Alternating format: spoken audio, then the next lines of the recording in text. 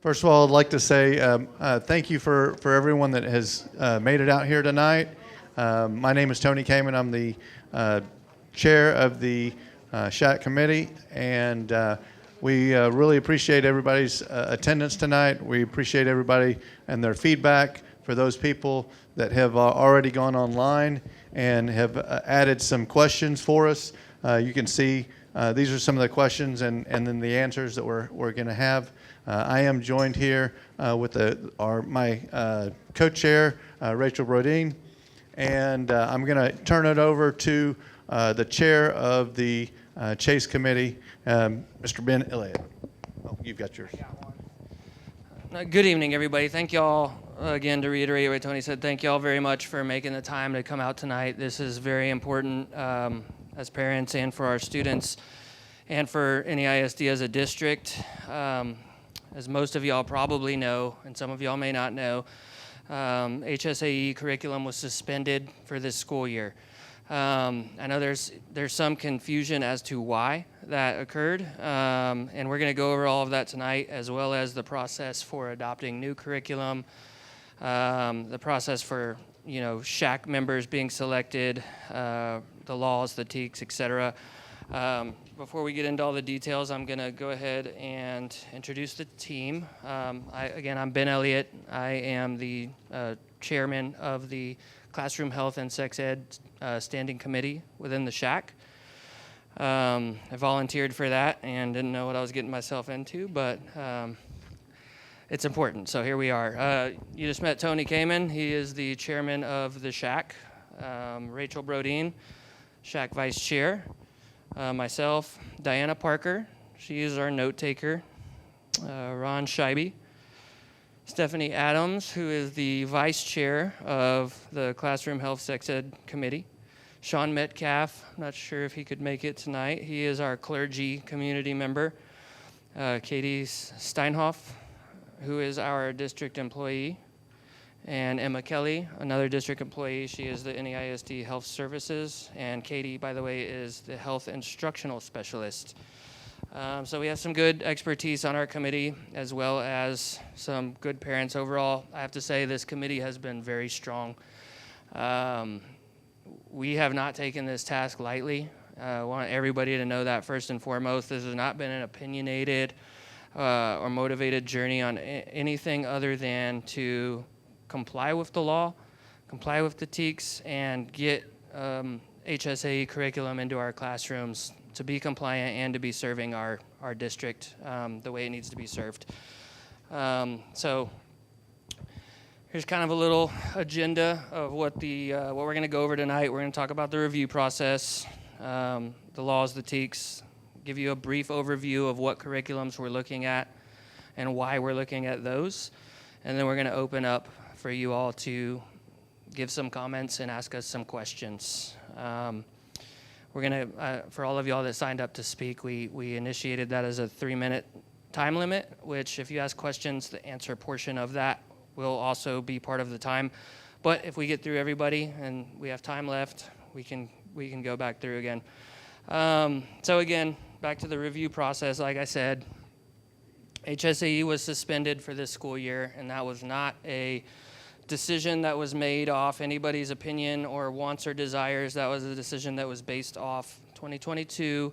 The TEA created a new TEKS. The TEKS are basically a guideline for standards that students must meet to be considered achieving or passing the curriculum. Those TEKS changed in 2022. And the curriculum that was previously in place did not align with the new TEKS. So if that curriculum were to have been kept in place, we would have been out of compliance with Texas TEKS. So the district made a decision to suspend that. It was a good faith decision. It was based on not wanting to be out of compliance, right? It wasn't politically motivated or anything of that nature. As you can see, we have a question on our board that had some concern as to why, because yes, the board of trustees did approve that curriculum at the time it was adopted. It just was no longer compliant, so it had to be changed. That's where SHAC comes in. So SHAC In 2022 or after 2022, when the new Board of Trustees members came on board, those trustees selected a handful of new SHAC members. I'm one of those. I believe Ron. There was, I want to say, 14 of us that came in September. Does that sound right? Of last year. And we hit the ground running.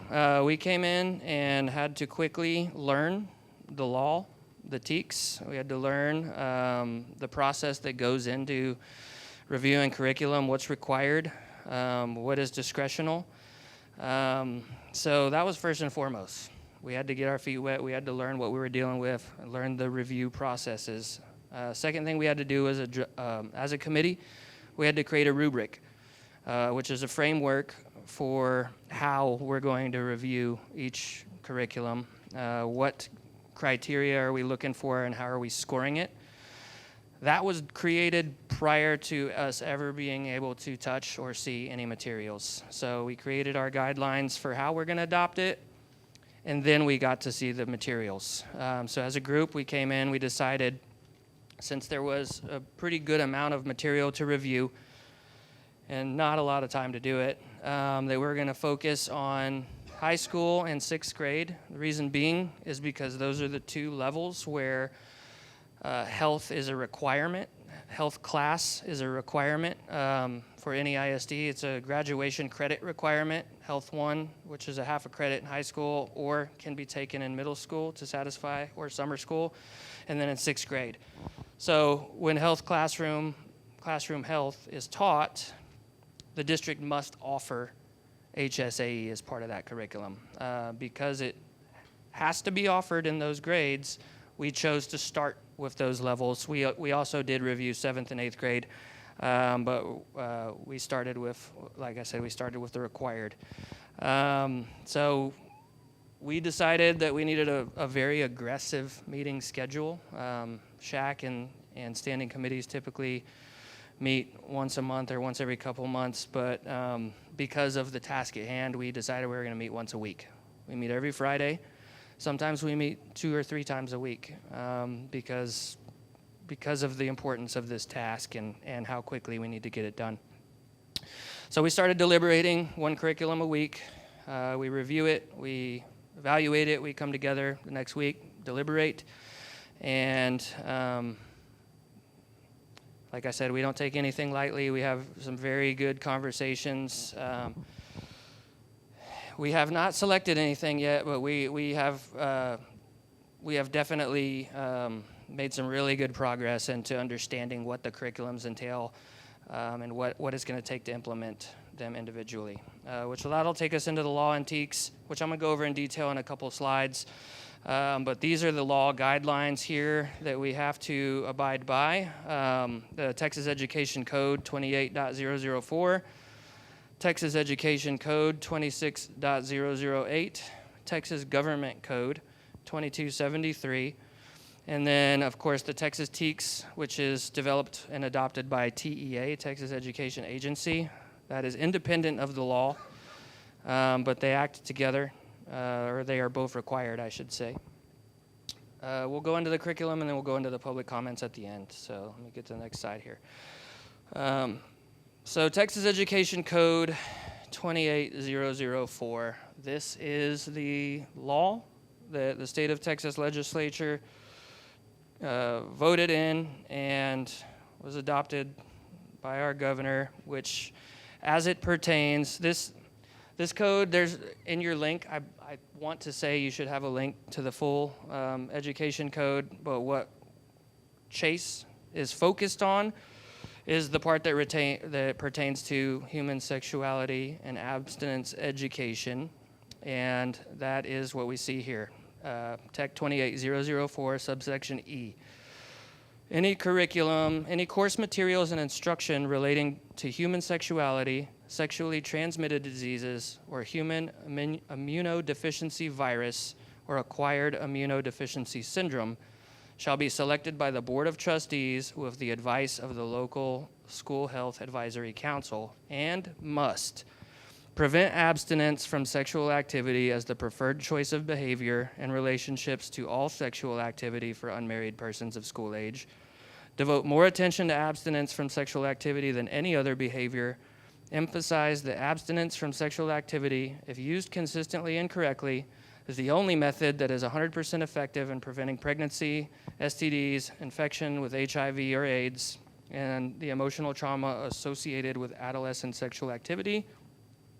It must direct adolescents to a standard of behavior in which abstinence from sexual activity before marriage is the most effective way to prevent pregnancy, STDs, and infection with HIV or AIDS, and it must teach contraception and condom use in terms of human use reality rates instead of theoretical laboratory rates if instruction on contraception and condoms is included in the curriculum. So this law is, I know there's been some concern from some parents, right? Every parent's got a different opinion, I guess, on what's appropriate for their child. However, this is what Texas law says the curriculum has to abide by, right? Some parents are like, abstinence doesn't work. Okay, well, we don't have the option to say that because Texas says we have to teach abstinence first, which brings us into the opt-in requirement, which is also part of Tech 28004. This is subsection I-2, states that before a student may be provided with HSAE instruction, a school district must obtain the written consent of the student's parent. The request for written consent may not be included with any other notification or request for written consent provided to the parent, and it must be provided to the parent not later than the 14th day. So basically this says that they have to send you an individual permission slip lesson by lesson. It's not just to say, hey, do you want your kid in HSAE?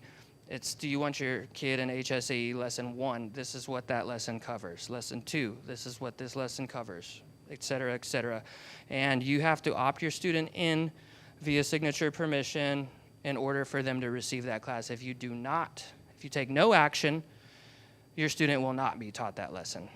So that's the difference between opt-in, opt-out. Opt-out would mean you have to say, I don't want them to do it. Opt-in means the default is no, unless you give them permission. That, again, is state law. That is not district policy. That is not SHAC recommendation. That is state law.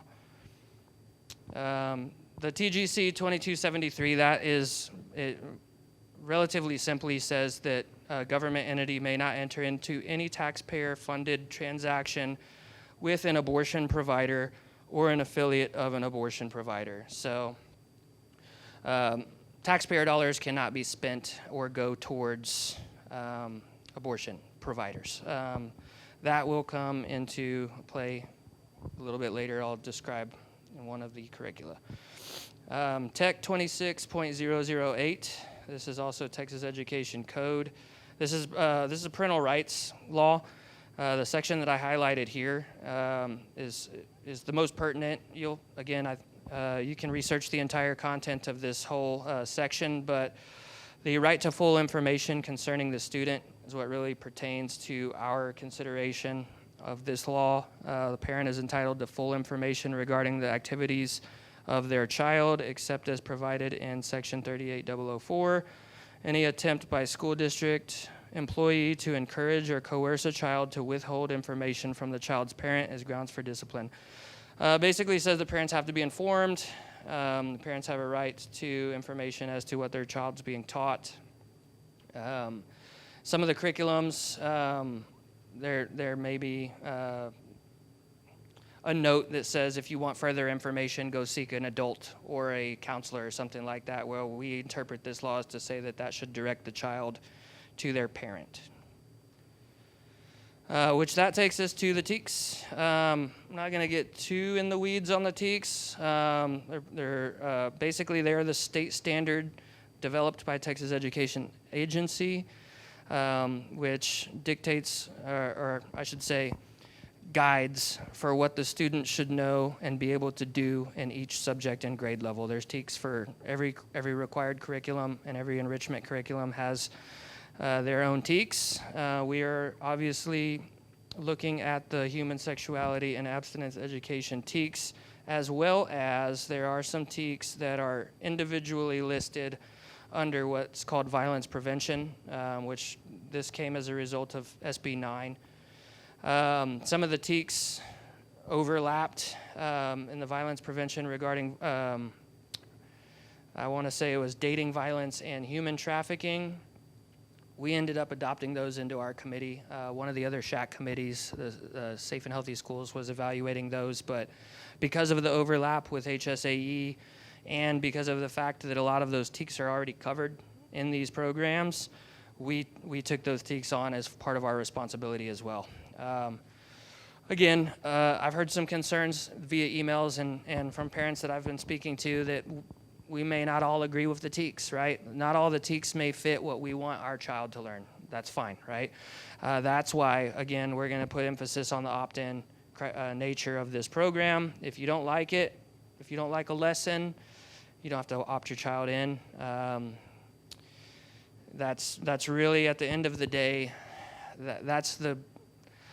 we're going to keep coming back to that because I know a lot of concerns are going to be related to the content. What do we want our children to see, right? We're all in this room. We're all individuals. We're all parents. We all have different values, morals, etc. And we all, we decide what's appropriate for our kids, right? That's what being a parent's all about. So there's no one size fits all. There's no curriculum that's going to make everybody happy. And at the end of the day, that's why it's so important that parental rights are solidified with the opt-in process. This is a sample of secondary TEKS alignment, just to kind of show you a little bit of an idea. I'm not really going to read through it. I believe these are available, correct me if I'm wrong, Jen, these should be available on the SHAC website. Is that correct? And they're on the table, right? So y'all can review those as you review. So this kind of gives an idea of what the TEKS, so as we're reviewing curriculum, right, we know we have to comply with Texas Education Code. That is non-negotiable. TEKS, basically the TEKS are standards that have to be met in a classroom curriculum that is taught as part of a required or enrichment curriculum. So Health 1, which is the high school credit, which can be taken in high school, 8th grade, or summer school, and 6th grade. Those are both levels where health is taught in a classroom, health class, right? So within those classes, if HSAE is taught, it has to meet the TEKS. Like, we can't pick and choose and say, hey, I don't like that TEK, we're going to not teach that. We don't have that choice. So that's another area where parents need to realize that it's not necessarily discretionary. The district isn't necessarily choosing to teach or not teach a certain thing. There are clearly defined rules and guidelines that govern that curriculum. Back to the review process, I kind of already talked on this. We had to learn the TEK.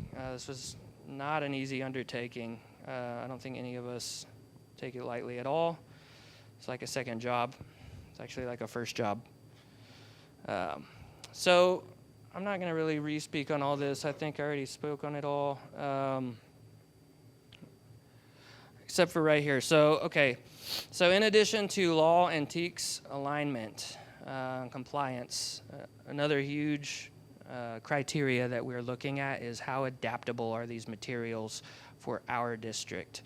None of them, there's not a single one of those programs that you're going to look at that 100% meet all of these criteria. They don't. TEKS, the programs that are here were selected because they were the closest to filling the most of the TEKS.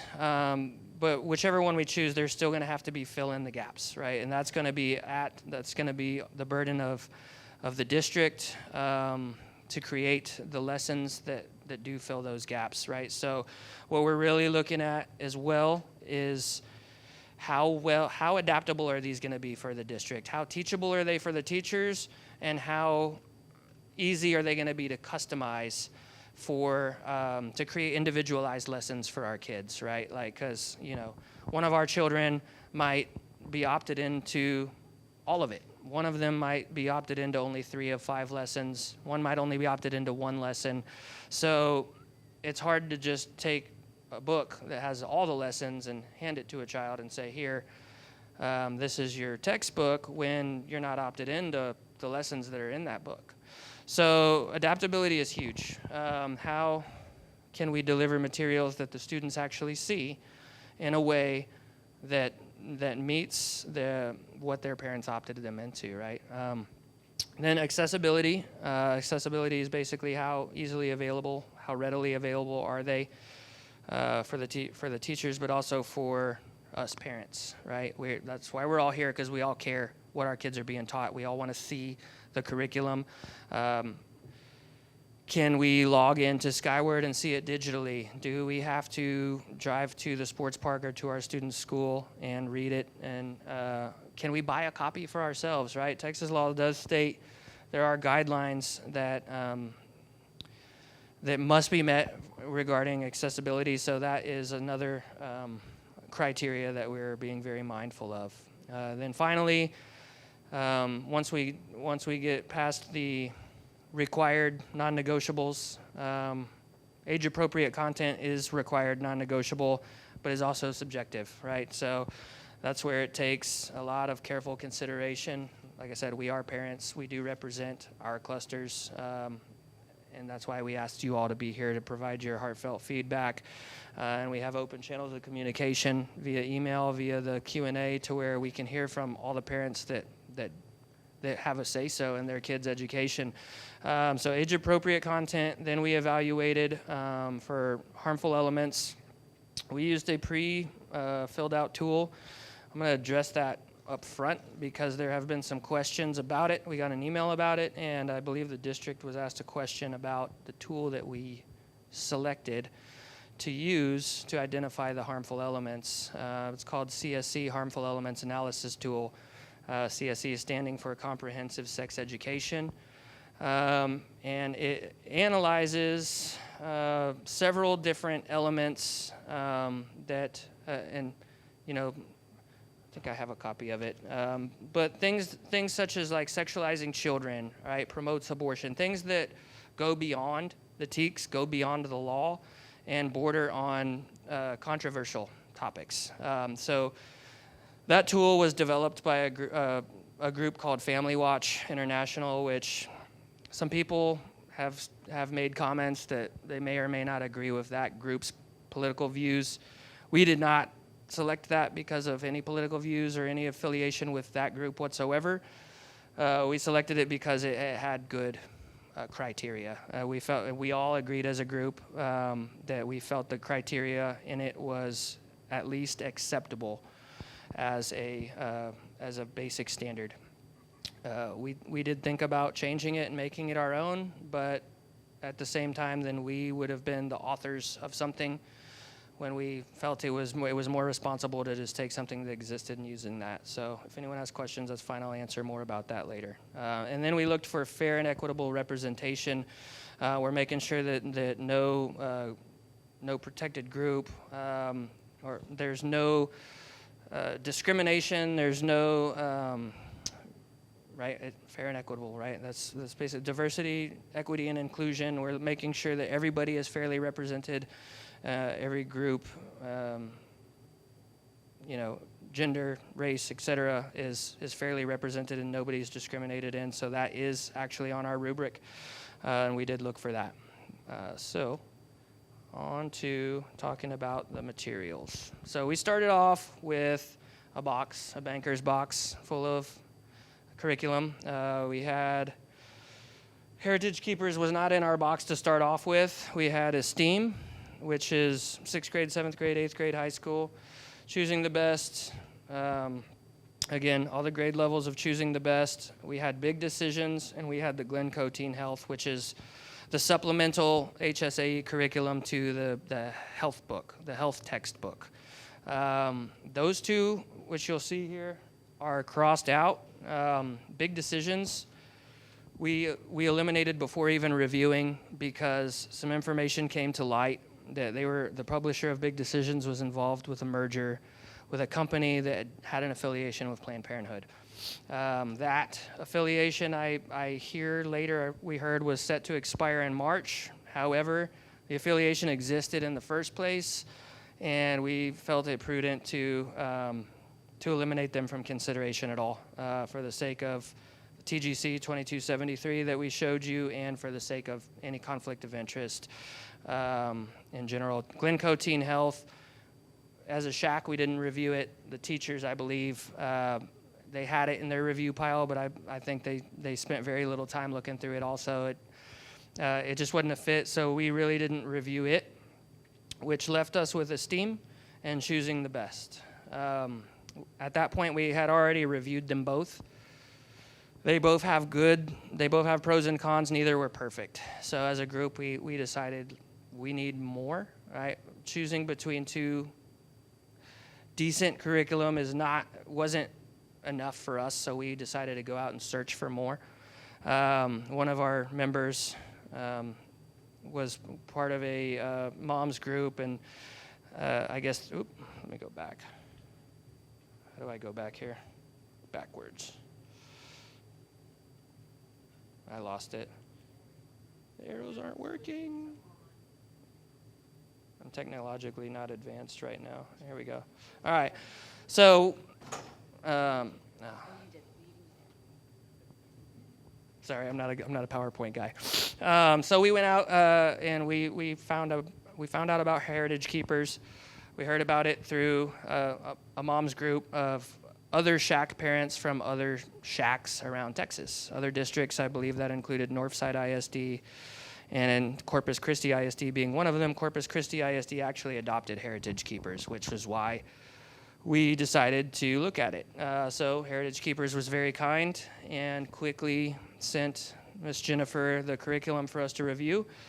So that's part of the three that you're seeing over there. And those of you who are asking why these, well, these were the curriculum that the district, and when I say the district, correct me if I'm wrong in saying this, I believe that's Katie and Jennifer, the health team here, selected them based on the alignment with the TEKS, the percentage alignment with the TEKS. UT Health put together a list. I want to say there was 25 or so curriculums that they identified and gave a sort of percentage TEKS alignment, right, in their opinion. So our district opted to take the top 4 and the most aligning 4, and those were the ones the teachers reviewed. We reviewed the same ones the teachers reviewed because of the sake of really convenience and the fact that the alignment, right? The alignment is a big hurdle. We have to align with TEKS, so we're trying to look for the one that most closely aligns, that's going to take the least amount of work to tailor, which goes back to the accessibility and adaptability that I talked about. So that's why. And again, more specific questions are welcomed once we open the floor to y'all. Here's our rubric. I don't know how easy that is for y'all to read, but we created this as a group, voted on it. These are the curricula criteria that we're evaluating. We're doing one of these per person, per program. First thing we looked at is this a teacher-scripted program? The benefit of it being teacher-scripted, obviously, is consistency. Your teacher has a script in front of them. You're going to get the same lesson taught at Roosevelt, at Madison, at Johnson, at Reagan. It should all be relatively consistent because of that, and it also takes a lot of burden off the teachers for having to try to create their own lesson plans and figure out how to teach it on their own, especially in a subject as sensitive as this one. We then have, do we recommend contraception for this grade level, yes or no? That really falls to the TEKS. The TEKS define whether or not contraception needs to be taught in specific grade levels. That question for us is more for 7th and 8th, because 7th and 8th grade, hopefully I don't confuse y'all when I say this, right? But 7th and 8th grade health, or 7th and 8th grade sex ed are not taught in a health class. They are taught in PE. And because they are not taught in a health classroom, They are not required to meet all of the TEKS. So we would have the ability to say, in 8th grade, we don't want to teach contraception, even though the TEKS recommend it, right? So that's why that's there. We asked for, does the program abide by TGC, yes or no? Does the program identify parents as the primary resource for students seeking additional clarification? Which we noted, does that comply with 26008, which I showed y'all earlier? And then, is the publisher willing to tailor their content for our district? Which that was a big part of our review process I failed to mention, was we did get on Zoom conference calls with the publishers for each and had Q&As with them directly. And that was a big part of our questions to them, was how customizable is it? Like, if we want student-specific workbooks, can you make them, right? If we want to edit your videos, can you do that, et cetera? So that was a consideration for us. Then we go into each individual subsection of the 28004, which I won't reread all of. We scored them A, B, or F. A meaning they comply. B meaning they kind of comply, but they need to be adjusted slightly. And then we would go into detail. F meaning they do not comply. So that's basically the next 2 pages is just every subsection of that law. Very detailed. And then TEKS compliance, what percentage of TEKS are met? Since we're parents, for the most part, we're not teachers, we're not education professionals, we're not necessarily qualified to say, yes, this meets this TEK, or no, this doesn't. So we relied largely on the teacher's evaluation for that. The NEISD teachers went through and evaluated. That's what you'll see on your books over there, that TEKS alignment. The teachers gave their opinion on how much TEKS are met. We followed their guidelines. Then you see the analysis for the harmful elements. If any of those elements were found, we note it and give our comments. Again, it's fairly subjective. That's why each of us have our own rubric and we discuss as a group.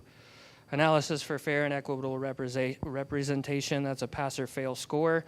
How many events did we find? Explain. And then finally, analysis for data collection attempts, right? That's a big concern parents have, are there surveys? Is there any type of data collection attempted in the program? So we did look for that.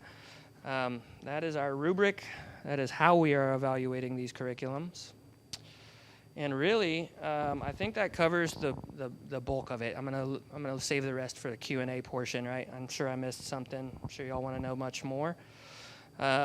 Please use your link tree. Take that home with y'all because it will be live. This will be live, updated. All of our information is in there. We encourage you to stay up to date. And then mark your calendars and please spread the word. We'd like to get a lot of participation at these meetings. Again, thank you all for being here. Next time I'd like to see 3 times as many people. Mark your calendars for April 13th at 7 p.m. This time the venue will be Piper Bass Memorial Student Center, which is Jones Maltzberger. It's in the Blossom facility. So that being said, we are going to open this up for public comment and questions. Ron, if you would start announcing names. And we're going to start with 3 minutes each. Again, if we get through all of it and we got time left on the clock, we'll allow additional time for y'all to come back up.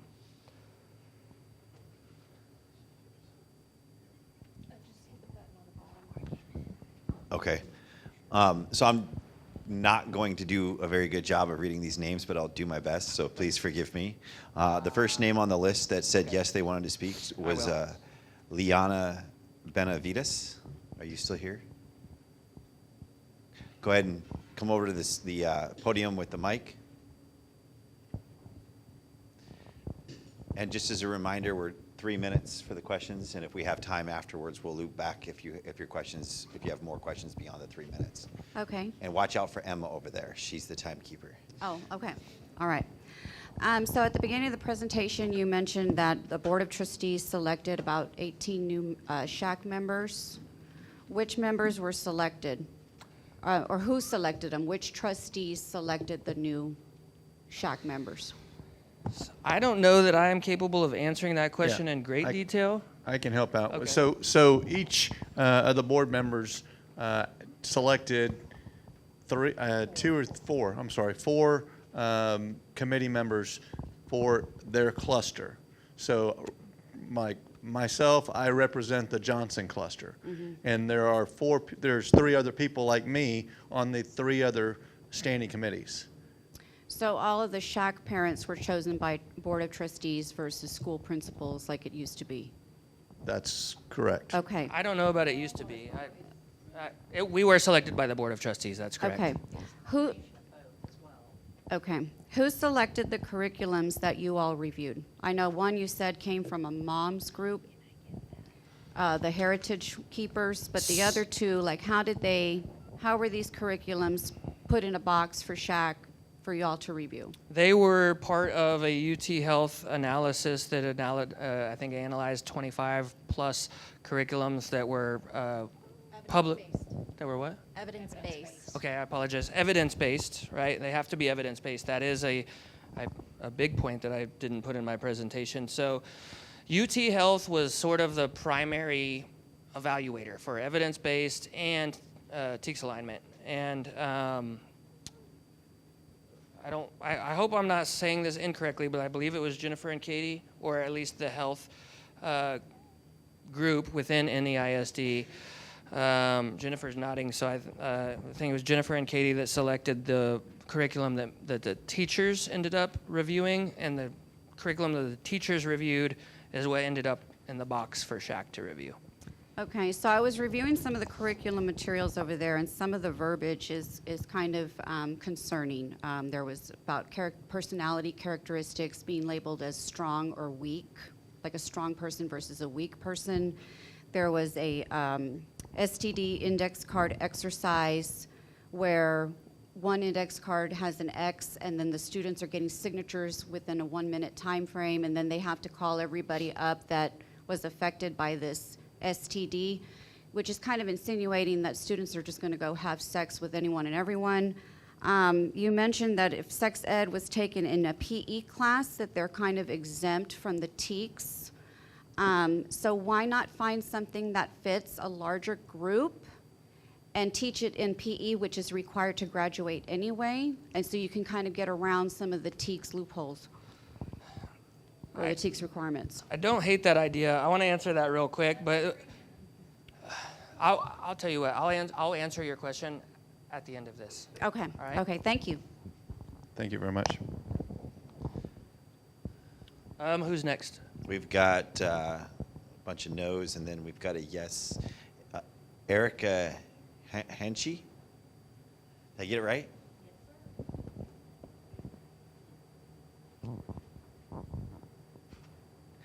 First, thank you very much to each of you for all of your time, your energy, and your thought investment in this. It is certainly a tremendous undertaking, and I, as well as many others, appreciate that of you. My question, I believe, is fairly benign. It's more logistical. In terms of the opt-in and opt-out framework and logistics of how we go about doing that as parents, this may not have been determined yet, so that's perfectly fine, but if you do know, how will the opt-in, opt-out options be communicated to parents, and would we have the ability to review each of the section descriptions and choose our opt-in, opt-out for each of them at the same time, or is it introduced every time a new section comes up? So really fairly logistical. You know, I'm not the one to answer that question. Can you hear me? Okay.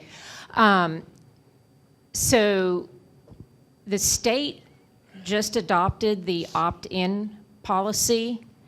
The district has been doing that right along. So the district was doing it before the state required it. So the district already has that process in place. And I believe the way it works is at the beginning of the year or at the beginning of the semester when they're taking that particular course, at minimum 2 weeks out, the permission slips are sent home with the students for the parents. And if they don't come back in, they don't get taught that particular lesson. It is, that's the difference between opt-in and opt-out. Right. So that can be confusing for a lot of people. If you're opting out of something, that means that they're automatically in. This is the actual opposite. They are not included, they are not in this program unless you give your permission. And that is the way the school district, any ISD, has been doing it right along. So that's a little bit different from parts of the rest of the state.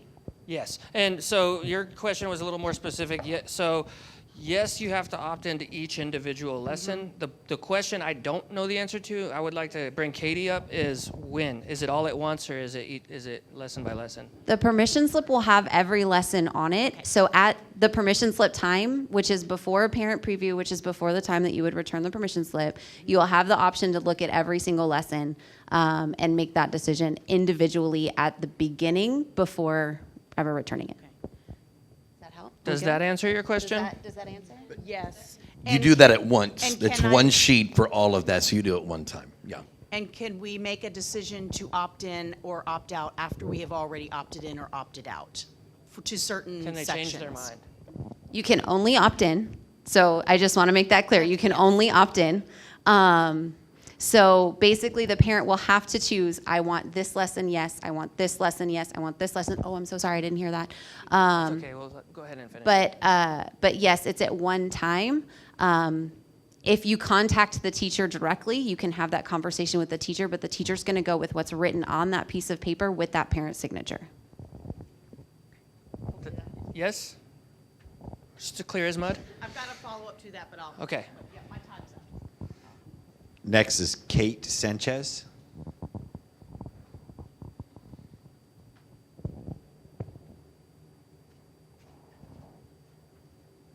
Hi. So I'm actually a product of NEISD. I graduated from Reagan in like 2015, so I'm here as just a San Antonio citizen, I guess. I had a follow-up question to the comprehensive sex education tool. What was the name of that?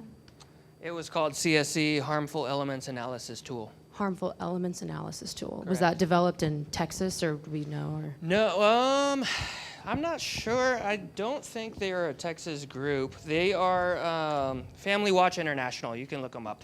That's Family the group Watch that developed the International, tool. I don't believe they're Texas-based, but it's not surrounded. It's not specific to. Let me find it. I have it. Is it Arizona? Okay. Arizona. Okay. So yeah, it's. I guess you would say it's more merit-based. It's more content-related than it is compliance with laws or TEKS. Gotcha. And you can find. I mean, it's. I think we do. I don't know if we have it public, but you can look it up. CSE Harmful Elements Analysis Family Tool. Watch International? Cool. Thanks. You're welcome. The next person on here didn't mark yes or no, so I'm going to call her name anyway. And if you don't want to speak, just don't say anything. Amy Kershmar. It's Kirschmar. Kershmar. I wanted to see what was being. We're recording it. That's why. I didn't know if I was going to have a question or not, so I wanted to hear what was presented tonight. And I think at this point I will pass on any questions, but I enjoyed the follow-up that Kate had just mentioned about the CSE, and I'll look that up as well. And so that was just used. At what point did the CSE come into play? You're saying you got a list of all the, I guess, the different programs that you're going to review, and then in addition to the TEKS, you use CSE to further evaluate the content? And that actually, I'll take the blame for that one. I'm the one that, is my microphone working? Yeah, I introduced that to the committee. It was something that was shown to me by a fellow parent, and I liked it. And also, a lot of people that I heard from in my cluster have concerns about, right, again, we all have different means and methods for how we want our kids taught, right? But, we hear abstinence doesn't work. We hear we don't want opt-in. We want everybody to get it. Or we hear we don't want our kids schools teaching our kid about sex at all, right? So you have a really broad range of, I'm trying to find it so I can read from it. But so comprehensive sex education, right, has kind of become an ugly word around the country. I'm sure a lot of y'all have seen a lot of these school board meetings with parents going up and reading books from their kids' libraries that have completely inappropriate things in them, etc. So I'm sorry, it's in here. Can you try to find it? It kind of goes through a list of, I guess for lack of a better word, I'm going to use the word, this is my word, right? I'm going to take the blame for this. And make sure it's not grooming your kids, right? Is this it? All right, so I'm going to go ahead and read through it so there's no ambiguity. These are the criteria, right? The material would be considered harmful if it sexualizes children, if it teaches children to consent to sex, if it promotes anal and oral sex. That was an issue that we deliberated as a group on because some of the content teaches about it, right? In a matter-of-fact scientific way, because those are types of sex and you can get STIs from them.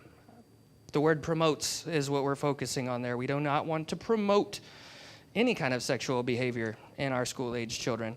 Next, promotes homosexual or bisexual behavior. Again, hot button issue. We're not looking for it to exclude those groups. We just don't want to promote any sexual behavior. Promotes sexual pleasure. Promotes solo and or mutual masturbation. Promotes condom use in inappropriate ways. I'm going to finish it just for the benefit of everybody here. 8, promotes premature sexual autonomy. 9, misconstrues abstinence. 10, promotes transgender ideology. Again, promotes is what we're looking for here. We're not trying to give it when it's not told for us in the TEKS to give it. Promotes contraception or abortion to children. Promotes peer-to-peer sex ed or sexual rights advocacy. Undermines family values and or religious beliefs. Undermines parents or parental rights. And refers children to harmful resources. So those 15 elements are the criteria of this tool. And again, you can find it yourself. Matter of fact, I'll leave a copy. I'll leave this copy out on the table over here so that y'all can review it and go download it for yourself if you wish. But to answer your question, I introduced it, and then we voted on it as a group. We expressed some concerns with some of the things, with some people finding lack of equity in it, but we thought it would be better to use the tool as it is, because we didn't create it, than try to create our own and then be the authors of it. So. And Ben, can you hear me? I want to speak to that too, is that at the end of the day, this was like a 3-hour debate that we had about this tool to use. And at the end of the day, Texas law has certain requirements. So, and essentially it kind of became not applicable if you're actually looking at Texas law. If you're looking at that, then those things that were of concern are not being taught, if that makes sense. And that is also why we included the equitable section. We wanted to make sure that no student and no person in our community felt like we were trying to stigmatize anyone. That's not the purpose at all. And so, yes, and so we really wanted to make sure that everyone understood that we're not trying to target anybody, and we want to make sure that this information, because this sex education is for every student, no matter what, because all of this affects all of our kids. So I just wanted to speak on that. And before I read the next name, I'm actually going to say something on this too. It was developed as a framework to help us organize what we were reading and gather our thoughts as we make our personal decisions to add to our committee so that the committee can make a recommendation. So this is, even as it's written, there's been long conversations about each and every one of these and how it applies to the different curriculums. Like Stephanie was, this is the last point I'm going to make, and then we'll get to the next speaker. But like what Stephanie was saying, and it was a good point, is that if we teach to the TEKS, but not 1 inch past them, we won't really have to worry about those being an issue, right? So that's really where that came in more so, I think. But then we did later deliberate that our decision as a group is we're going to cover the law, we're going to cover the TEKS, and we're not going to go 1 inch past it. Do you have the vote for that? We haven't made one yet. We don't have a recommendation yet at No, this time. I'm saying, but you said your group voted It was on unanimous. It was unanimous. We deliberated, and then it that was a unanimous adoption, unanimous. yes. Next speaker. Thank you for your question. Isabel de la Riva?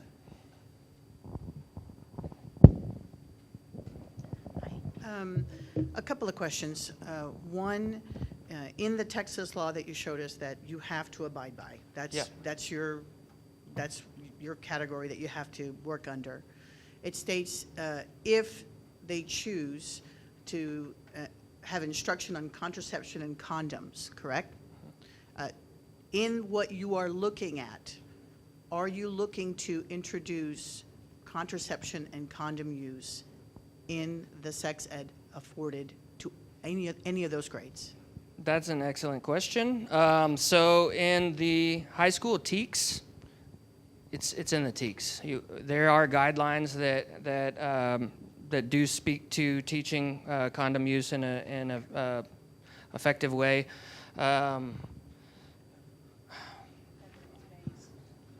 Yeah, it has to be evidence-based, not laboratory-based. So in high school, because it's a TEK, yes, it has to be. So TEKS has that as a requirement? In high school it does, in sixth grade it does not, right? In 7th and 8th grade, I think in 8th grade it does, but that's where, 7th and 8th grade is where it's discretionary. And that's my other question, is who decides that's discretionary? Who decides that where they're taught, that it's taught under PE versus a health classroom? Who makes that decision that therefore we don't have to follow the TEKS guidelines? Because that's very concerning to me. So it's not, Because we're talking, and I've heard you, we have to follow the law, we have to follow the requirements, we're stuck into this rubric.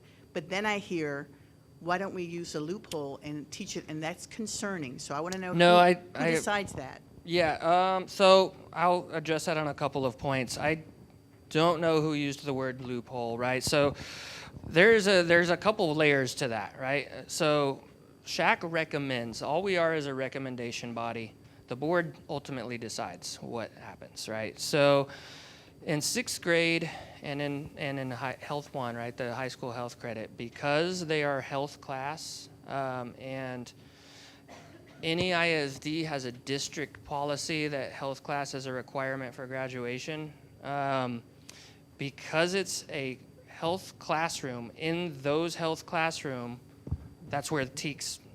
I understand that. Right. So the board decides that that decision is made by the board, the entire board, not just your committee? Okay, it's not the schools, it's y'all's board. No. It's the Board of Trustees. The Board of Trustees? Correct. Okay. We are recommenders, You recommend not to them. decision makers. Okay. And then the additional layer to what you were getting at, and we've had some conversations and haven't really finalized anything. 7th and 8th grade sex ed is optional altogether, right? Of course, and I say optional, Board of Trustees decides if it's taught in 7th, and when it currently, not currently, but was, right? The last time sex ed was taught, it was taught in 7th and 8th grade. And because those are not health classroom years, they don't take health in 7th and 8th grade. If they get sex ed, it's taught in PE. Because it's not a health classroom, the curriculum doesn't have to follow the TEKS. It still has to follow TEC 28004 regardless. For the trustees. That's just the law, right? The law, the has to part, when I say has to, if I say it has to, then it's a law, right? It's discretionary at the 7th and 8th grade level, which I guess would be. And SHAC? This got brought up in our subcommittee, our standing committee, because our prior full SHAC meeting, that became a concern, was a potential loophole. And we kind of came back together and said, well, if we do 7th and 8th grade, we do need to meet the TEKS. So originally we thought, oh, maybe we couldn't, but we saw and heard the concern. And so our thought process then shifted to, if the board decides that 7th and 8th should have sex education, we do need to be adherent to the TEKS because we've been adherent to everything else. Does that make sense? Like, Yes. this has been brought up, and No, I that was our appreciate that. underlying. That clarifies it. Yeah. All right. Adherent to the TEKS associated with, like, without falling. Go follow the rules. Basically, yes. So if we're gonna recommend that it's going to be done in 7th, 8th grade to the board, it's gonna come with our recommendation that even though there is less TEKS for that PE taught sex ed, we're still gonna recommend that it have all of the TEKS, even the ones that don't apply because it was in PE. If that makes sense. Yes, thank you. Thank you I for the appreciate question too, because I obviously explained that terribly. Who's the next speaker? Got another no, yes, no. Fatima Shaf. Did you have no questions? Okay. Then we have Patrick Von Dolan. Dolan. Good evening. Good evening. I want to thank you all for your work, and I have to say, as a parent of 9 children, and that most of them spent all their time in the NEISD. It was back in 2016 when the previous SHAC made a terrible recommendation, and on May 9th, 2016, Northeast Independent School District Board chose a terrible path. And so we pulled our 9 children from Northeast ISD and over this curriculum. So I'm ecstatic to hear and see the work that you've done. I want to applaud you and thank you for your good work. I do have a couple questions and observations. It's my understanding that Heritage Keepers is the only program on the U.S. HHS list of proven effective programs. Do you happen to know if that's correct or not? So I know it is on the HHS list. I haven't cross-referenced the HHS list, which is Health and Human Services, for the others. That's a good question, Patrick. I don't know off the top of my head, but I would have to actually look, but I thought Choosing the Best was also, it was also a funded evidence-based study in the same time frame that Heritage Keepers was with 2011, and they've just updated their information since then. Heritage Keepers has not been updated. Correct, and Heritage Keepers has not been updated since 2011. Okay. So another question, how does research compare between Heritage Keepers, Choosing the Best, and Esteem? When you say research, do you mean third-party, like evaluation metrics? Sure, Yes. yes. I'm not sure that we have access to all that data. We have what they claim, what the publishers claim. If anyone here wants to correct me on that, I don't believe we. So I know that Heritage Keepers has some data, but it's pretty old. I want to say 2011 is the most recent analysis that we saw on it. Big decisions. that's The all other, right. yeah. Oh, of the three programs that are remaining that y'all selected down to, do you know which are listed on the U.S. Office of Adolescent Health for proven effective curriculums? No, sir. Not- Good question. Also, can you note that? I can. It's the U.S. Office of Adolescent Health. And that's related to the HHS-funded study that was performed in 2011. They are related. Yes, because it was all, because the federal law is abstinence first, right? And so then they funded in around late 2000s, 2011, the federal government funded a bunch of different programs to see if their programs were evidence-based or if they had statistically significant improvements. Last question, if I could, real quick. It's my understanding that Heritage Keepers is the only one listed on the U.S. Office of Adolescent Health as the proven effective. Matter of fact, just a stat from Corpus Christi. Teen pregnancy rates are down 41% since Heritage Keepers was implemented in Corpus Christi. So I'd like to leave you with that thought. Have a good Thank night. you for that, Patrick. I believe Patrick. Wait, is there more speakers past him? There are. Oh, okay. We got Emerald Belmares.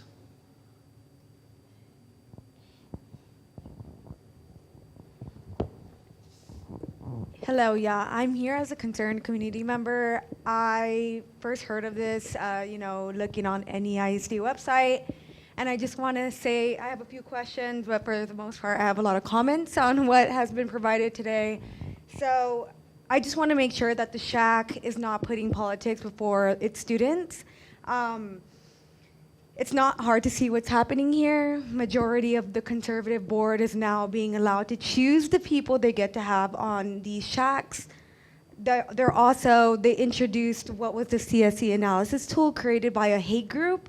I don't know if you guys know that, and if you guys are sharing that with the school district and with the parents that are going to be taking a vote on this curriculum and letting them know that this is the tool that you're using. And also, scraping out big decisions because of its affiliation with Planned Parenthood, and this has nothing to do with Planned Parenthood, let's be honest. It's just that people in this board probably don't approve of their values, and that's fine, but just because it's affiliated with it doesn't mean that they're taking any advice from Planned Parenthood. I think it's even banned from Texas schools. I don't even think Planned Parenthood could even have any recommendations or say so on what's being taught. So yeah, I would like to make those comments. I also want to say that students are looking for a safe place to ask questions. This isn't a partisan issue. Texas supports medically accurate and age-appropriate sex education, abstinence plus sex education at that. Our public schools can be a safe place that help families by giving reliable, factual information that helps kids make responsible decisions to keep them healthy. I'm sorry, I'm kind of stuttering because it kind of it's a little upsetting. So I guess my follow-up question is, how are we making sure that like what's happening today is being communicated to the majority of the population in Northeast ISD, because 60% of the population is Hispanic, and I just want to be conscious that majority of the board don't look like me, and and a lot of people don't have access to information or don't have the time to come to these meetings, don't have transportation to come to these meetings, they don't have internet access to access whatever is being spewed out by you or like introduced by you all. So I just want to make sure that the majority of the people in this district are being aware of what's going on and they're being properly educated. And how are you guys going to do that? Yeah, so there's a lot of meat there, and I'd like to address it all if that's okay. I'm going to kill the clock on that one. We got plenty of time. So first, I think your first point was the hate group comment, right? Mm-hmm. And I'm glad you asked that question. I am, right? I expected it to come up because we got an email to the effect, right? As soon as I saw the email, I immediately started doing research. I was like, oh my gosh, are we affiliated with a hate group? So I started looking, and the group that calls Family Watch a hate group is not a reputable group at all. They're known for targeting, they are known for being politically motivated, right? We decided that it didn't concern us because that group does not have a good reputation. Their adoption of who's a hate group is very targeted and very political based. When it comes to being politically motivated, everything we're talking about here is the law, right? We're not giving our opinion, right? That's genuine. All of us here have different ideologies. We're not all on the same political motivation. We've had plenty of debates. We've had lots of debates. But everything we've decided has ended up being unanimous because we all are looking at this from the best interest of the children, right? Because that is why we volunteered. We didn't volunteer to push agendas. We volunteered because we have children in the district, and we care about what's taught to everybody's children. So I would really, really like to dispel the myth, or I don't want to say the myth, the perception that we are doing this out of political motivation, because we're not. We're doing this out of motivation of parents that care about their children. And honestly, I'll speak for myself personally, my viewpoint has changed a lot from coming into the SHAC to where it is today. So like you said, the breadth of what our school district is, the makeup of our school district isn't my kid, might not look like me, might not look like us, might not look like you, right? It's very diverse. There's a very diverse type of home unit, right, for each kid, right? One might have, parents that sit down and read to them every night and already taught them this when they were 4, right? Some may never get it if they don't get it in school, right? So we have considered all of those things, and like I said, tirelessly tirelessly debated, deliberated, and unanimously have come to the decisions that we have. And just to be clear, we have not come to a decision on the curriculum yet. That's why y'all's input is so valuable. So that's those 2 points. What are we doing to get the word out? Well, we're recording this. We're going to put it up on the PE and Health website. We hope that everybody has an opportunity to see it. We hope that this room is, like I said, 3 times more full next time we have this meeting, because we do want to hear from everybody. The flyer for this meeting was sent out through principals. We would love to get some more principal participation, so please encourage your principals, right? Encourage them to help us actively spread this word, right? Through their newsletters, through stuff that they send home with their kids, because we don't control that, right? Principals do. All we can do is we're being as transparent as we can by putting everything we do is on the website, on the PE and Health website. Everything we discuss in every single one of our meetings is detailed in notes. Those detailed notes are published. They're public. Everything we deliberate is public. Just because our meetings aren't like an invitation, like come on in and watch us work, because it would be distracting, we're very transparent with what we're doing in every meeting. Everything is online. And for the parents that don't have online access, you're right, that's tougher, right? What do we do? It's a little more difficult. Right. So the SHAC membership, right? We are appointed by our trustee that represents our cluster.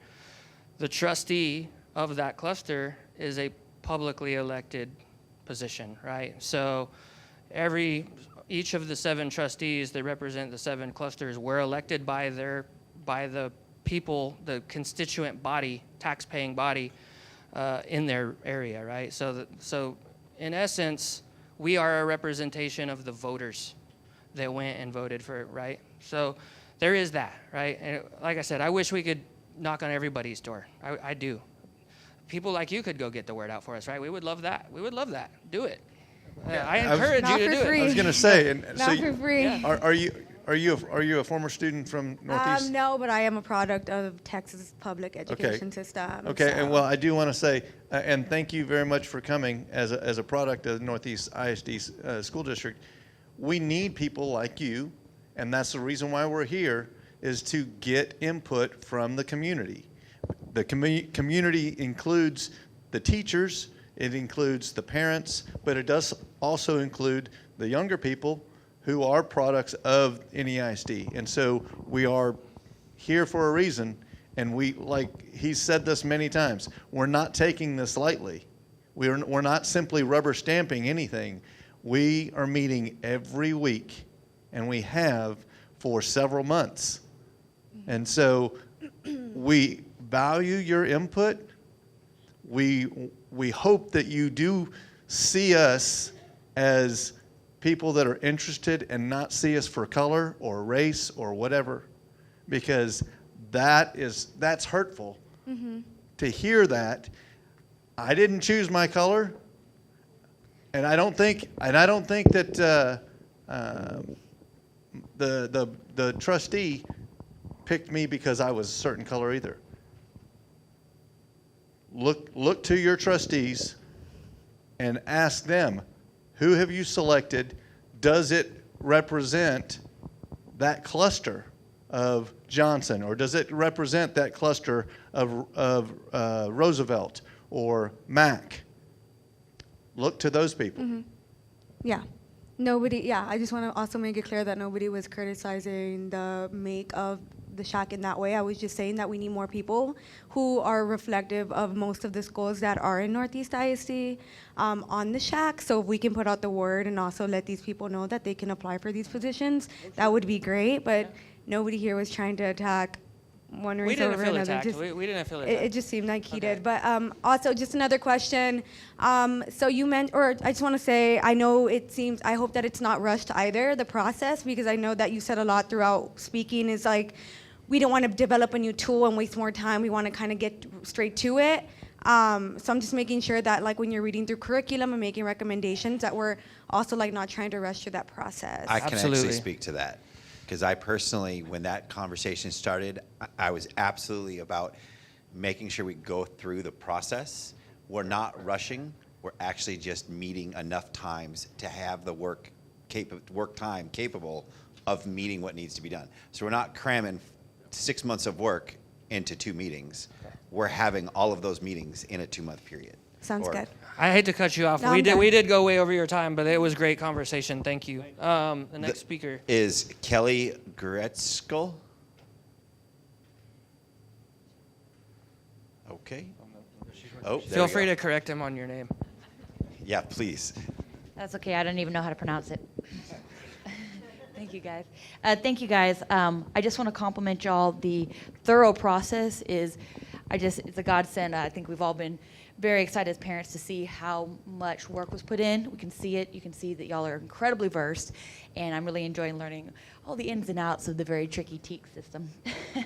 Anyway, I do want to ask, and this might not be something that is as pertinent in this year as it was in 2016, but in 2016 we did notice that there were financial connections, MOUs, memorandums of understanding between UT Health Science Center and the NEISD district.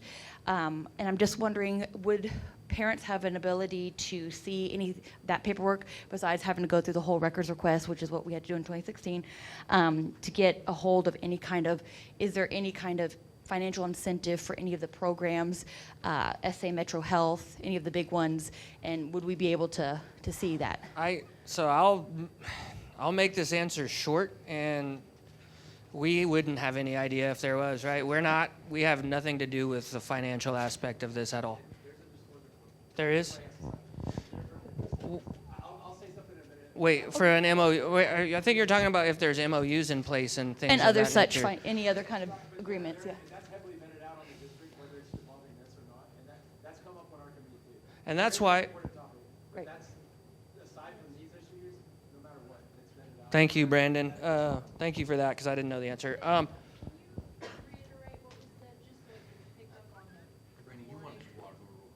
Why don't you come and answer that Okay, on the fine. mic? Yeah. So I will say one thing to the MOU comment, and that. Let him answer the question. Well, just to make the comment for the record that I'm on a different committee in the SHAC, but that there is a disclosure form that has to be signed, and basically by anybody involved with the decision process, any curriculum that's involved to rule out to vet out these problems, and that's whether it's involving sex ed, other curriculums, whether it's involving SHAC or not. So that we've confirmed that policy is in place in the district, and we can have that confirmed more if anybody needs that. And that is the reason why Big Decisions was pulled, right? Because of the MOU with the merger, and that goes back to the comment that was just brought up, of Planned Parenthood. It's not because we politically don't like Planned Parenthood, whatever your opinion is, we don't consider that. It's because the state law, Texas TGC 2273, says that affiliation is illegal. Great. And then, so just going back to 2016 again, so UT Health Science Center had several of the representatives actually sit in the SHAC committee. Obviously, this is a whole different ballgame now. They would come. So are there presentations given that are kind of, that aren't public? So they did do a public presentation, but then in the actual SHAC, subcommittees at the time, they were actually speaking only to that one subcommittee. So do those kinds of things, do they happen, and would we be made aware of it? Are you talking about the publisher presenting to the committee? No, any of the outside money sources, but the publisher too might be interested. Okay. No. So we haven't had anybody from UT Health Science come talk to us as a committee.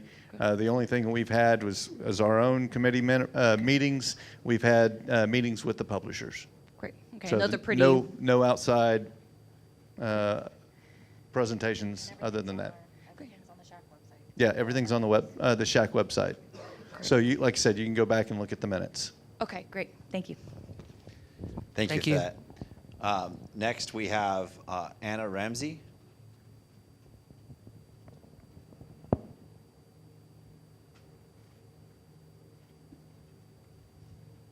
Hello. Thank y'all for your time. I know you work hard. I'm a fellow SHAC member on a different committee, and there's nothing more humbling than learning the ins and outs of all this stuff. My question is to kind of piggyback earlier, since this is by law an opt-in program, can you speak to the district's success rate on those slips, getting in that 6th grade backpack to me and back to school, and or how we get notified so that we can grab our 6th graders backpack that this is coming? Because if it's a great success rate, great. If not, how do we improve it? So getting it out of the 6th graders backpack, good luck. But teachers do, we can only say to the teachers, hey, we need to let parents know. It would be a teacher communication at that point. The teacher saying, hey, we're sending these home.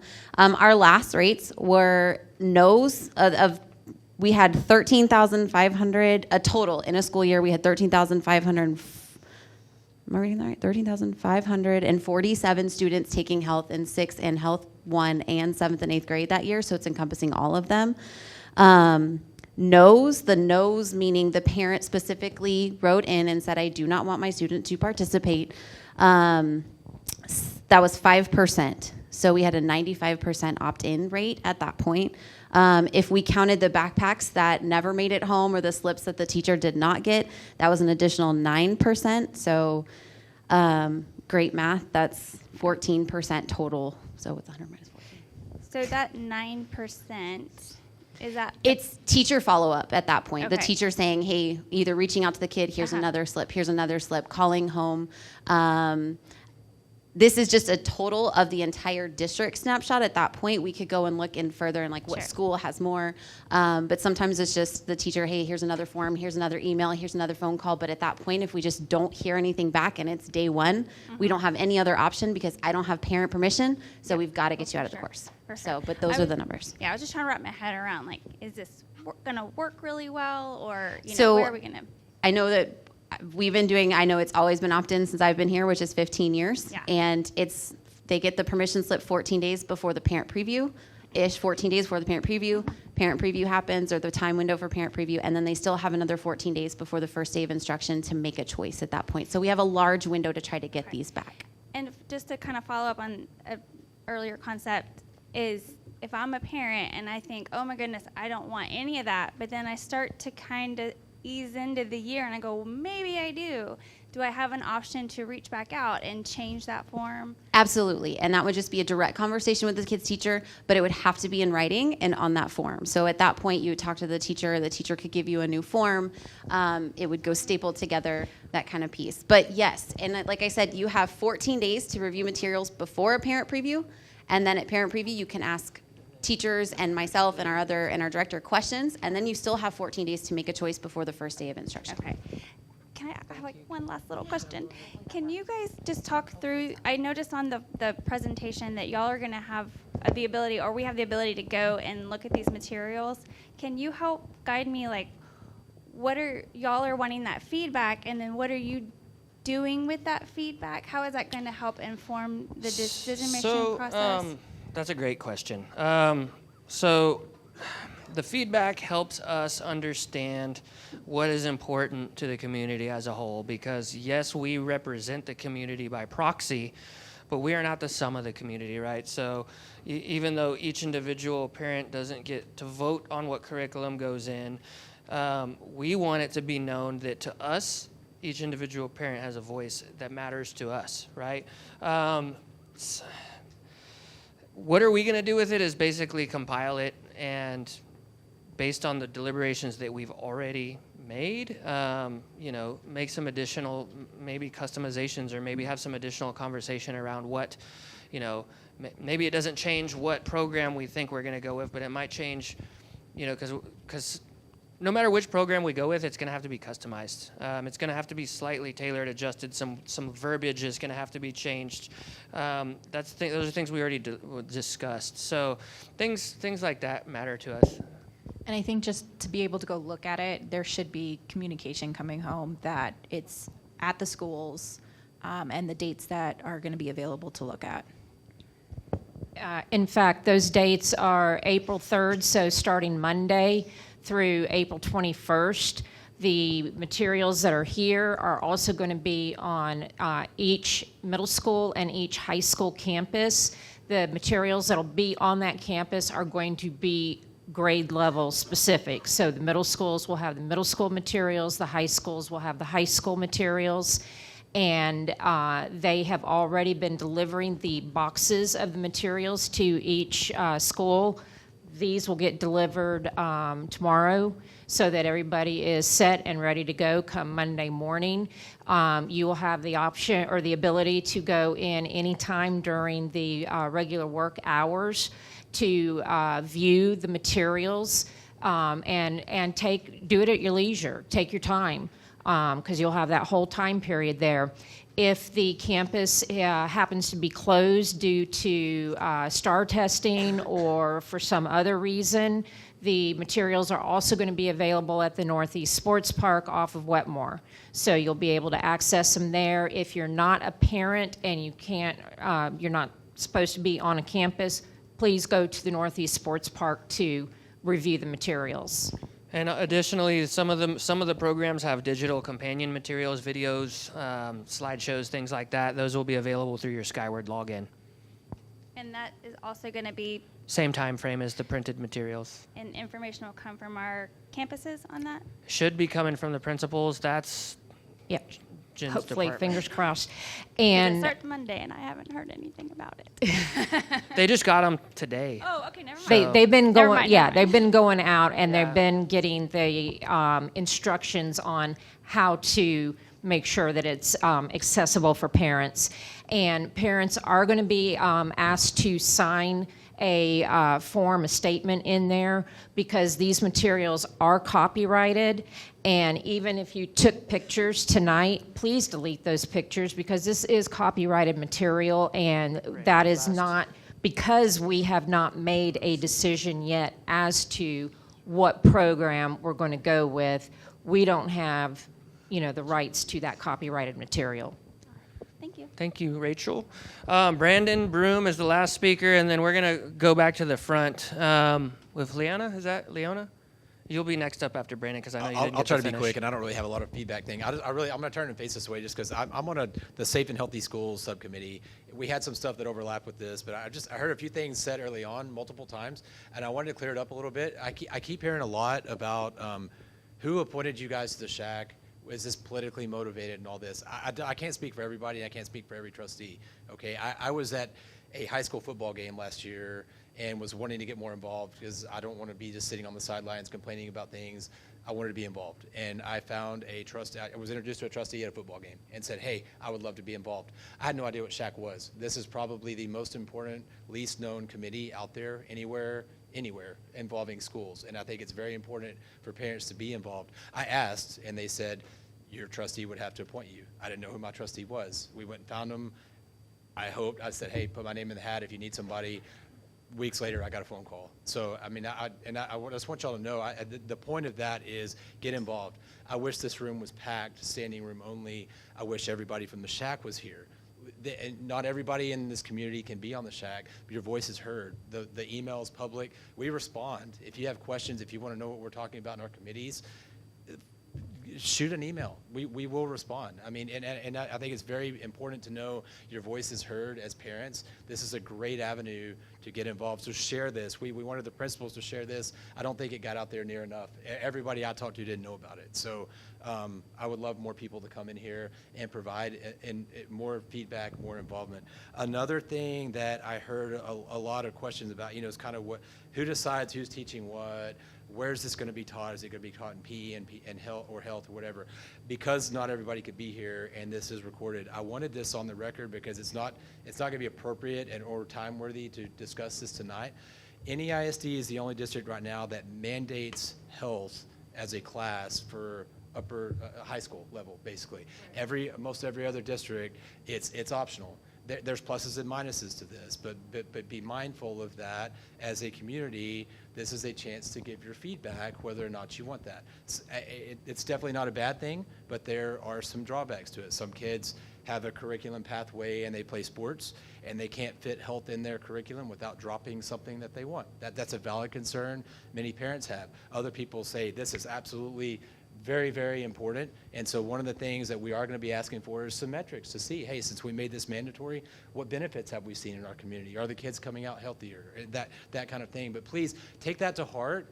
Come to the next meeting, send some emails, provide feedback, provide suggestions, please. Thank you, thank you, thank you, every person that's here, because you took time out of your day. Your time's valuable. Very much appreciated. Thank you. Thank you very much. I agree with that. Real quick, I agree. Thank you very much for everybody that has come and made it. We are missing a couple of books. If you happen to grab a book when you were reviewing it, could you please return those, because we need to get those back onto the campuses. That way you can review them at that time. Thank you. And then yeah, I wanted to give you an opportunity to, because we did cut you a little short, and so we extended time for some other speakers, so I'll let you finish your thoughts.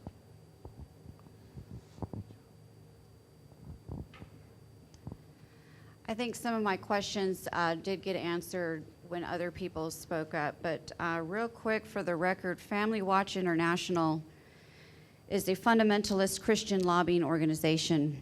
It opposes homosexuality, legal abortion, birth control, comprehensive sex ed, and other things that it regards as threats to the divinely ordained natural family. So that being a fact, and we're using a tool that they developed, it like the other parent said, it very much feels politically motivated, what's happening here. You know, and heritage keepers, if the person who found that in the mom group had done a little more digging, she would have realized that Corpus Christi parents had a problem with it. And even though it was adopted, there were parents that were speaking out.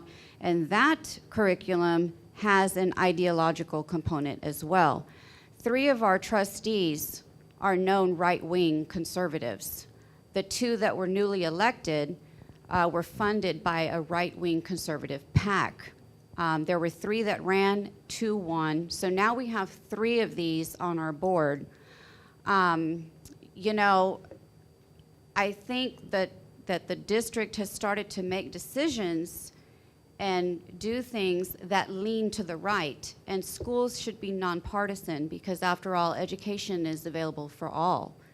And as far as being selected by trustees, not every parent has the opportunity to say, oh, you know, let me connect you with your trustee. You know, the way NEISD selects these people for these committees, you know, it's kind of like you have to know somebody, or you have to be on the PTA, because the principals are going to go straight to the PTA parents because they're right there in front of them every month. You know, and like the other parent said, our district is majority Hispanics, and you don't see that makeup in any of the boards. I don't see it in front of me tonight. I never saw it on council PTA. You know, and so why do we not have more diversity on these committees and these boards that would more accurately represent the makeup of NEISD students? I mean, I guess I'll start from the top. We could probably all have a little chime in. Do you want to go, Stephanie? You seem like Sure. you got something to say there. I mean, I have been on the SHAC for 5 years now. I came on. We had just moved here. We're a military family. Our principal reached out and said, the trustee is looking for somebody. Is anybody interested? And went to an email to the whole school. And I thought, well, I'm a nurse, and I'm not working, and that's a great idea. And that's how I got on it. So I've been on here for almost 5 years. And this is absolutely the most consequential year that we've had since being on it. So I mean, I didn't have any political ties. I didn't have any PTA ties. So I'll just talk to that. And I understand your frustration and hesitation, and I will reiterate that none of us have all the same ideology. I will say that. That's why our meetings are every week. That's why we talk for 2 to 3 hours every week to hash out and to really, I feel like this is a true testament to people of different ideologies and backgrounds coming together and really actually having a collaborative effort. Like, we are not the same, but we've made choices, and we've heard each other, and we've all grown in how we look at this information, because every student is on our mind, not just my cluster, and not just the kids and families that I know in the district. I mean, we really do take to heart the logistics of making sure that this information does get out to everyone. And unfortunately, this meeting did not get to everyone. And I am incredibly frustrated by that. And so just, I understand that you don't see the makeup of our whole I would advise going to the next board meeting and talking at a board meeting, because really that's something that's out of our control. We saw an opportunity, we applied, and that's how we got here. We are all volunteers. As far as the notice for this meeting, our principal, Johnson High School, didn't send that flyer until Monday. That is such short notice. We're a little when frustrated you on say that, too. Monday, do you mean Yes. 4 days ago? Yeah. So I'm a parent at an elementary with a kid about to go into 6th grade, and so that's how I ended up with this connection. And I had the same conversation with our principal there, and our principal it was sent out by the district last Tuesday, so more than a week ago, and that's when the district sent it to the principals. That's beyond our control as the standing committee. Our principal put it on a flyer on a door entering our school office on Tuesday of last week. I had people and parents that became aware of this through the district website that it was put up on, asking me, how come we haven't seen this? How come it's not out there? It's been on the door for 10 days that all of these parents that asked me about it had actually walked by. And so when you talk about Johnson not putting it up till this past Monday, that's going to be get with your trustee, get that information to them, which they're going to hear it from tonight. And that's a district process that needs to improve, because I think we were all frustrated at the dissemination of information on this meeting. Ben keeps saying we want 3 times more people here at our next meeting. We wanted that tonight. And so by getting the information out, we've got to get to our trustees. We have to get them to get the school district to improve a process of information dissemination. And then it will get out there. And as far as to speak to different ideologies of the board or different ideologies down here, there's 7 board members. 3 of them think one way, 3 of them think another way, 1 of them's in between. That dissension and debate is what creates something that represents the community. When you talk about the makeup up here and the 3 board members that you mentioned are one way, only 3 of us were appointed by them. The other 4 were appointed by the other 4 people that you were saying on the board that were not of that group. So this is a very diverse ideological group.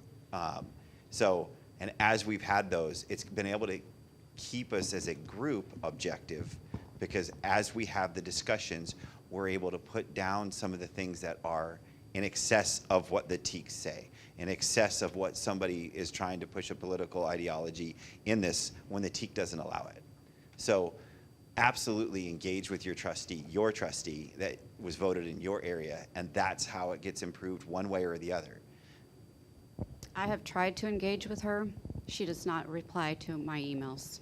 She will send my email to someone else, and someone else calls me from the district. And that becomes a voter issue. There's a board meeting on May 8th. Is that right? Is that May 8th? Yes. Come to the board meeting and speak.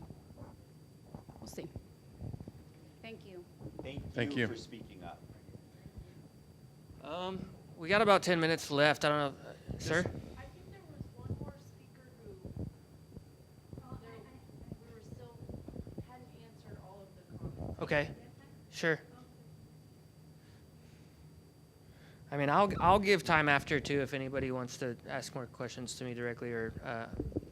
Well, since we didn't call you up, will you state your name again? Oh, my name is Dee Gonzalez, and I just wanted to tell you guys that when coming over here, I was kind of worried about what I was going to hear, because I'm apprehensive about the sex ed. But I just want you to know that you guys have made me feel a lot better about it. I feel like you guys have done a great job. And I know that it takes a lot of time, personal time out of your schedules to come and do this. And I feel like that's the issue. It's getting parents involved. Everybody works. I mean, you know, it's real selfless of you guys to do this. So I don't want you to feel like you have to defend why you're here, because I appreciate it. And I feel like you guys have done a great job working together, okay? So that's all I ask. And my big concern is I don't want my son them passing out dildos to my son. I don't want, you know, rubbers passed out to my daughter. And I feel good at that. That's not going to happen. So that's why I'm here. So thank you. That will not happen. We do assure you of that. Well, we'll make the recommendation that not be allowed, and then the board can make the decision to follow the law. Sir? Yes, sir?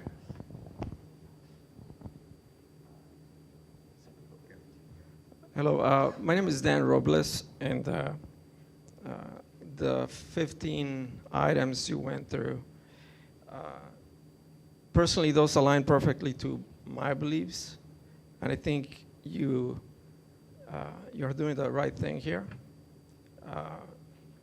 Obviously, I'm Hispanic, so we're not all cut the same, just as you are not all, you know, same thread. So I learned about this through my parish. Okay, I got a message from my priest asking me to spread the word. There's going to be this meeting.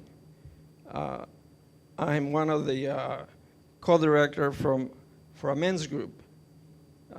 There's approximately 50 of us. So I promoted it during our last meeting. Unfortunately, I don't see many of them. So it's really up to the person to take the initiative and show up for these things. No one's going to go and grab you and bring you here. So if you want to be involved, you need to make an effort. That's all I have. Thank you. Thank you. Thank you so much. Patrick, did you have one more thing to say? Oh, wait. Nope. I'm sorry, Patrick. You have to wait. Ladies first.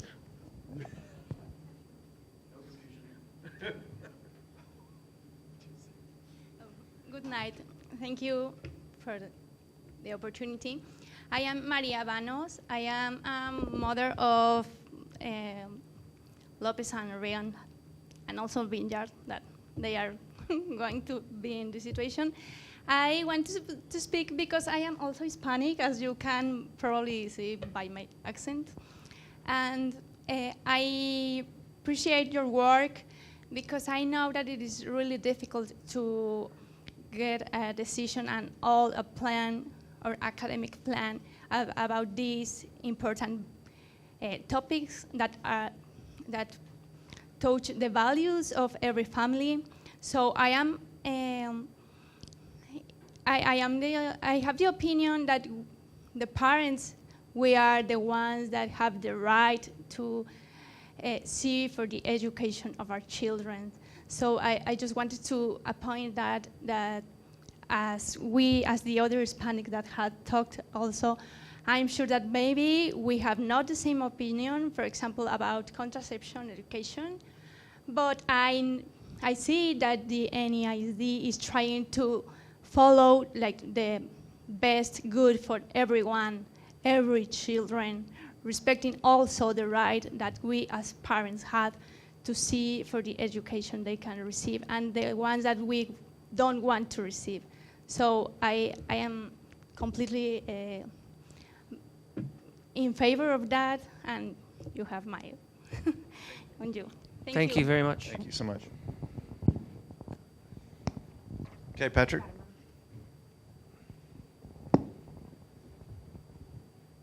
I'll be brief. With the rise in discussion of RU-486 and chemical abortions, will there be any discussion in the curriculum, or will that be eliminated as well? Abortion is not in any of the curriculums that I've reviewed to begin with. If there was, we would remove it. It's not in the TEAC. It goes well beyond the TEACs. It doesn't it specifically say we can't talk about it in the TEACs, or am I wrong on that? Because didn't it say that can't be taught, or am I? It's abstinence-based. Yeah, I don't think it's. I think it's absent from the TEACs. So, but yeah, that's something that we would definitely. I mean, again, we're trying to go to the TEAC and not an inch past the TEACs, right? And that's where the comprehensive tool. I get it. The 15 items tool is a divisive issue. We knew it was going to be, right? That goes back to we're not all of the same political affiliation, because that one we deliberated on quite a long time, and it came down to, I think the reason why we all settled with it is it came down to, it's not who wrote it, it's the content of it, right? And it's just generally like it boils down to age appropriateness, right? And to answer your question, frankly, no abortion will be in the curriculums that we recommend. Chemical contraceptives? As far as birth control and things like that? Yes. Depo-Provera, Nexplanon, the pill, the shot. No. Yeah. Good job, Katie. Good save. So the TEAC reads, and this is High School Health 1. The student will analyze the effectiveness and the risks and failure rates, human use reality rates of barrier protection and other contraceptive methods, including, which means we have to include, how they work to reduce the risk of STDs, STIs, and pregnancy. Okay. That is how the TEAC reads. Okay. You were addressing, Ray, you were addressing procedural on opt-in before. There was a grievance complaint filed previously that got quite a bit of attention in Northeast ISD by a parent where a child got opted in without their permission. Can you answer how procedurally, how any ISD is reacting, and to make sure that if a parent opts them out or doesn't sign the form, that they're not included? Do you know if they're addressing that yet, but due to that grievance? I do not, and I don't know what when that happened, or is that a current thing going on? It was last year. Okay, I don't know that, but Katie would, I'm sure. I can't speak to the grievance, but essentially we have that 14-day window before the parent preview. Once the parent preview happens, the student has 14 days, so the parent has 14 days to return that permission slip. Teachers keep their own notes, and then we're requesting all of those parent permission slips and teacher record of their return. Okay, so you believe that if a child is not opted out, or the form's not turned in or opted out, that they won't be included? So a child cannot opt out. A parent must opt their child in. Mm-hmm. A non-returned form is an automatic non-opt-in, and the student may not receive instruction. Perfect.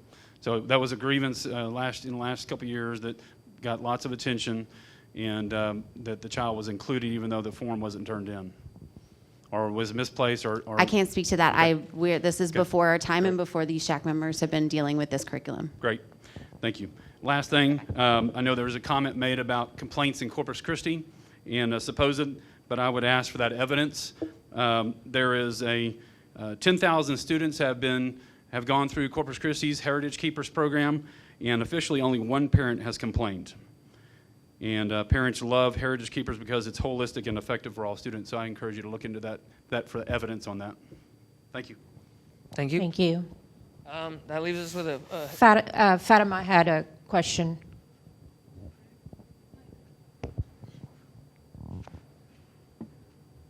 It's not really a question. I just want to share my story because I kind of feel what they feel about this.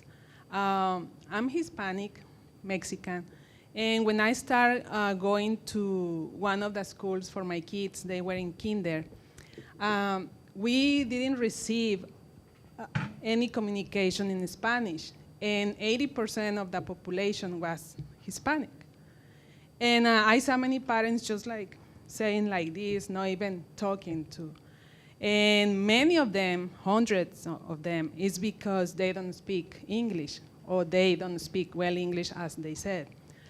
So my first goal was, I'm going to make them to share any information in Spanish, even if I have to volunteer to translate those documents. So I did it.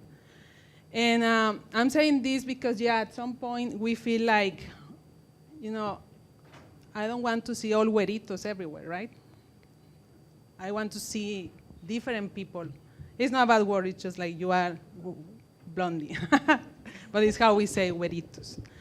So, yeah, it's not offensive, I promise. So I started volunteer when my kids were in kindergarten. Now my oldest is in college. So I have since 2008 probably. I have been in PTA because when I wasn't working, I want to practice my English, get involved with the school, and I couldn't wait until they get back home. So beginning the school gave me the opportunity to see them.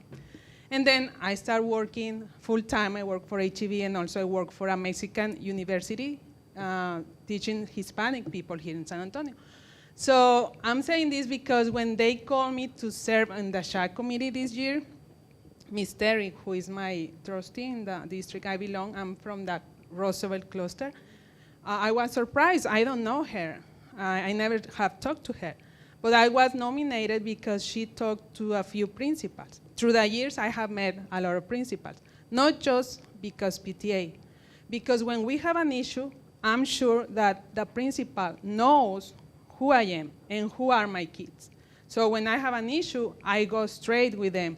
And I express, hey, I'm concerned about this, how you are, handling this. Then I listen, and then I see if I can help.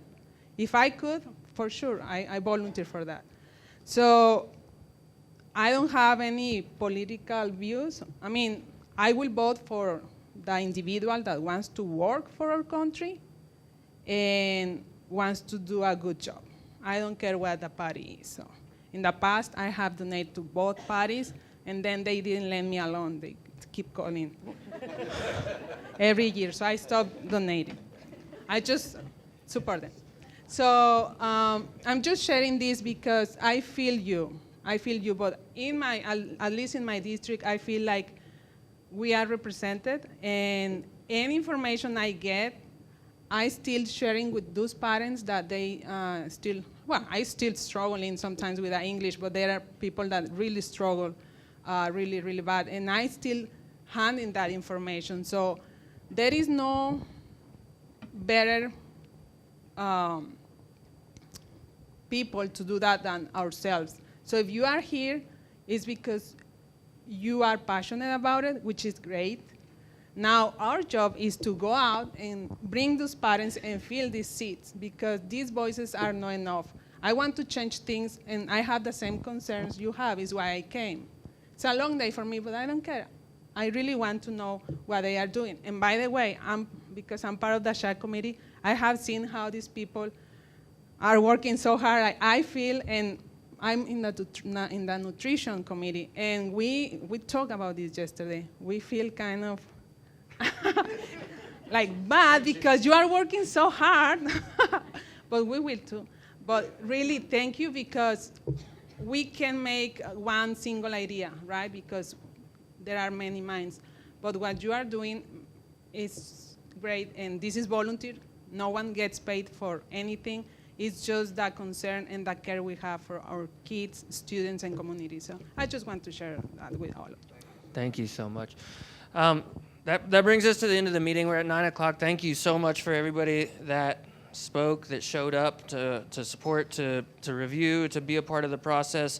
I just want to say before y'all leave, please make sure that all the materials are on the table. No materials are allowed to leave, and because they are copyrighted and the district has not made a decision or purchased any curriculums, we don't own that content.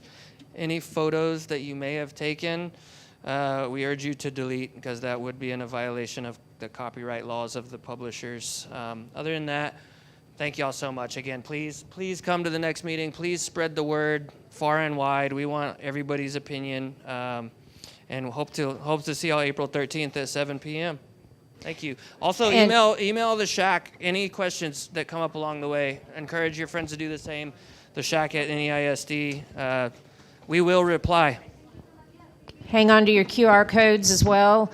And if y'all have questions or want to speak to any of us afterwards, we'll make ourselves available. Thank y'all so much for coming.